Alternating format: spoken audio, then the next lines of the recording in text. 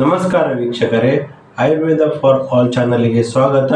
ನಾನು ಡಾಕ್ಟರ್ ಸಂತೋಷ್. ನೋಡಿ ವೀಕ್ಷಕರೇ, ಮಧುಮೇಹ ರೋಗವು ತಂದೆಗೆ ಅಥವಾ ತಾಯಿಗೆ ಅಥವಾ ತಂದೆ ತಾಯಿಗೆ ಇಬ್ಬರಿಗೆ ಮಧುಮೇಹ ಇದ್ದರೆ ಮಕ್ಕಳಿಗೆ ಬರುವ ಸಾಧ್ಯತೆ ಇದೆಯೇ?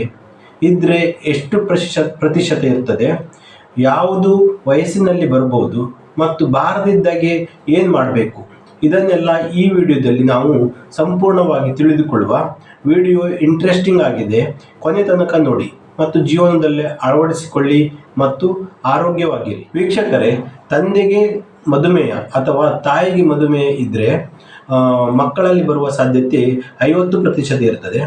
ಅದೇ ಥರ ತಂದೆ ತಾಯಿ ಇಬ್ಬರಲ್ಲಿ ಇದ್ದರೆ 90% ಮಕ್ಕಳಲ್ಲಿ ಬರುವ ಚಾನ್ಸಸ್ ಇರ್ತದೆ.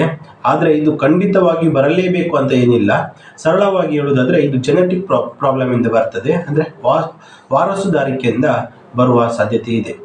ಆದರೆ ಒಳ್ಳೆಯ ಸುದ್ದಿ ಏನೆಂದರೆ, ವಾರಸುದಾರಿಕೆ ಇದ್ದಾಗಲೂ ಅಂದರೆ ತಂದೆ ತಾಯಿಗೆ ಮಧುಮೇಹ ಇದ್ದಾಗಲೂ ನಾವು ಸರಿಯಾದ ಜೀವನ ಶೈಲಿಯಿಂದಾಗಿ ಮಧುಮೇಹ ಬಾರದಂತೆ ತಡೆಯಬಹುದು ಅಥವಾ ಮಧುಮೇಹ ಬರುವುದರಿಂದ ಅದನ್ನು ದೂರ ತಳ್ಳಬಹುದು, ಅಂದರೆ ತಡವಾಗಿ ಬರುವ ಹಾಗೆ ಮಾಡಬಹುದಾಗಿದೆ. ಅದಕ್ಕೆ ನೀವು ಈಗಿನಿಂದಲೇ ಅಂದರೆ ಇವತ್ತಿನಿಂದಲೇ ಪ್ರತಿದಿನ 30ರಿಂದ 45 ನಿಮಿಷಗಳ ಕಾಲ ನಡೆಯುವುದು ಅಥವಾ ವ್ಯಾಯಾಮ ಮಾಡುವುದನ್ನು ರೂಢಿ ಮಾಡಿಕೊಳ್ಬೇಕು.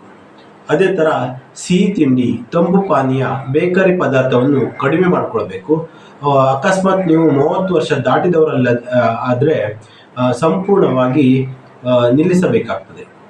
ಅದೇ ಥರ ಅಕ್ಕಿಯನ್ನು ಆಹಾರದಲ್ಲಿ ಕಡಿಮೆ ಮಾಡಿಕೊಳ್ಳಿ. ಸಿರಿಧಾನ್ಯ, ಜೋಳ, ರಾಗಿ ಹೆಚ್ಚಿನದನ್ನು ಬಳಸಿ. ಅದೇ ಥರ ತೂಕ ನಿಯಂತ್ರಣ ಮಾಡಿಕೊಳ್ಬೇಕು. 6 ತಿಂಗಳಿಗೊಮ್ಮೆ ಫಾಸ್ಟಿಂಗ್ ಬ್ಲಡ್ ಶುಗರ್ ಮತ್ತು ರ್ಯಾಂಡಮ್ ಬ್ಲಡ್ ಶುಗರನ್ನು ಮಾಡಿಕೊಳ್ಬೇಕಾಗ್ತದೆ. ವಂಶ ಪಾರಂಪರ್ಯ ಇರುವವರು ಅಂದರೆ ತಂದೆ ತಾಯಿಯರಲ್ಲಿ ಮಧುಮೇಹ ಇದ್ದವರು ಅವರ ಮಕ್ಕಳು ಯಾವಾಗ ರಕ್ತ ಪರೀಕ್ಷೆ ಮಾಡಬೇಕಂತೇಳಿದರೆ ಹೆಚ್ಚು ದಾಹ ಆಗ್ತದೆ ಅವರಿಗೆ.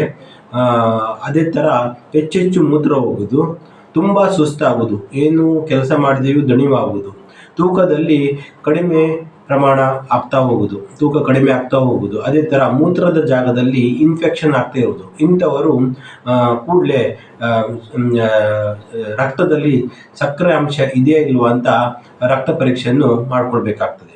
ತಂದೆ ತಾಯಿಯಲ್ಲಿ ಮಧುಮೇಹ ಇದ್ದರೆ ಮಕ್ಕಳಲ್ಲಿ ಬಾರದಿದ್ದಾಗಿ ಯಾವ ಥರ ಆಹಾರ ಪದ್ಧತಿ ರೂಢಿ ಮಾಡ್ಕೊಳ್ಬೇಕಂತೇಳಿದರೆ, ಮುಖ್ಯ ಆಹಾರಕ್ಕೆ ಅವರಿಗೆ ರಾಗಿ ಅತ್ಯುತ್ತಮ. ಅದೇ ಥರ ಜೋಳ, ಸಜ್ಜೆ ಮತ್ತು ಹಳೆಯ ಅಕ್ಕಿ ಅಂತೇಳಿದರೆ ಓಲ್ಡ್ ರೈಸ್ ಅಂತ ಹೇಳ್ತೀವಲ್ಲ, ಆ ಥರದ್ದು ಮುಖ್ಯ ಆಹಾರಕ್ಕೆ ಉಪಯೋಗಿಸಬೇಕು. ಅದೇ ಥರ ತರಕಾರಿಯಲ್ಲಿ ಮೆಂತ್ಯ ಸೊಪ್ಪು, ಬದನೆಕಾಯಿ, ಹಾಗಲಕಾಯಿ, ನೆಲ್ಲಿಕಾಯಿ, ಅದೇ ಥರ ಬೂದುಗುಂಬಳಕಾಯಿಯನ್ನು ಜಾಸ್ತಿಯಾಗಿ ಉಪಯೋಗಿಸಬೇಕಾಗ್ತದೆ. ಮತ್ತು ಬೇಳೆಕಾಳುಗಳು ಕಡಲೆಕಾಯಿ, ಹುರುಳಿಕಾಯಿ ಮತ್ತು ಹಸಿರು ಬೇಳೆಯನ್ನು ಜಾಸ್ತಿಯಾಗಿ ಉಪಯೋಗಿಸಬೇಕು. ಮಸಾಲೆ ಪದಾರ್ಥಗಳು ಯಾವುದಂತೇಳಿದರೆ ಅಂಥವರಿಗೆ ಹರಿದ್ರ ಅಂತೇಳಿದರೆ ಶುಂಠಿ, ಮೆಂತೆ, ದಾಲ್ಚಿನ್ನಿ ಮತ್ತು ತ್ರಿಕಟು ಅಂತೇಳಿದರೆ ಕಾಳುಮೆಣಸು, ಹಿಪ್ಲಿ ಮತ್ತು ಶುಂಠಿ, ಇವುಗಳನ್ನೆಲ್ಲ ಜಾಸ್ತಿಯಾಗಿ ಉಪಯೋಗಿಸಬೇಕು. ತಂದೆ ತಾಯಿಯರಲ್ಲಿ ಮಧುಮೇಹ ಇದ್ದರೆ ಅಂಥವರ ಮಕ್ಕಳನ್ನು ನಾವು ಆಹಾರದ ಒಂದು ಶಿಸ್ತನ್ನು ಕಲಿಸಬೇಕಾಗ್ತದೆ. ಅದು ಯಾವುದಿಲ್ಲ ಅಂತೇಳಿದರೆ ಸಮಯಕ್ಕೆ ಸರಿಯಾಗಿ ಊಟ ಮಾಡುವುದು, ಹೆಚ್ಚೆಚ್ಚು ತಿನ್ನಲು ಬಿಡಬಾರ್ದು, ಊಟದ ಮೇಲೆ ಊಟ ಮಾಡಲಿಕ್ಕೆ ಬಿಡಬಾರ್ದು, ರಾತ್ರಿಯಲ್ಲಿ ಲಘು ಆಹಾರ ಊಟ ಮಾಡಬೇಕು. ಅದೇ ಥರ ತಪ್ಪಿಸಲೇಬೇಕಾದ ಕೆಲವು ಅಭ್ಯಾಸಗಳು ಯಾವುದಂತೇಳಿದರೆ ಸಕ್ಕರೆ, ಬೆಲ್ಲ, ಜೇನುತುಪ್ಪ, ಮಿಠಾಯಿ, ತಂಪು ಪಾನೀಯಗಳನ್ನು ಕೊಡಲೇಬಾರ್ದು. ಅದೇ ಥರ ಬಿಳಿ ಅಕ್ಕಿಯನ್ನು ಕೊಡಬಾರ್ದು ಮತ್ತು ಮೃದು ಆಹಾರಗಳನ್ನು ಕೊಡಬಾರ್ದು. ಹಾಲು ಮತ್ತು ಸಿಹಿಯನ್ನು ಮಿಕ್ಸ್ ಮಾಡಿದ ಯಾವುದೇ ಪ್ರಿಪ್ರೇಷನನ್ನು ಕೊಡಬಾರ್ದು.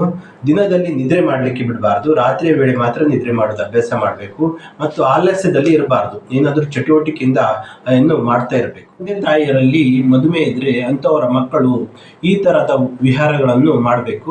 ಯಾವುದಂತೇಳಿದರೆ ಬೆಳಿಗ್ಗೆ ಸ್ವಲ್ಪ ಬೇಗ ಹೇಳಬೇಕಾಗ್ತದೆ ಅವರು.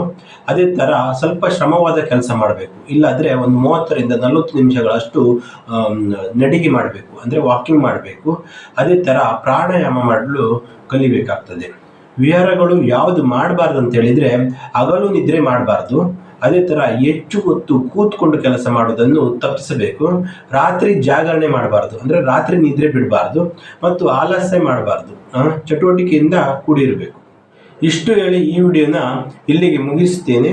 ಸ್ವಾಸ್ಥ್ಯಸ್ಯ ಸ್ವಾಸ್ಥ್ಯ ರಕ್ಷಣಂ ಆತುರಸ್ಯ ವಿಕಾರ ಪ್ರಶಮನಂ. ನಮಸ್ಕಾರ. ಎಲ್ಲರೂ ಚಾನಲನ್ನು ಸಬ್ಸ್ಕ್ರೈಬ್ ಮಾಡಿಕೊಳ್ಳಿ.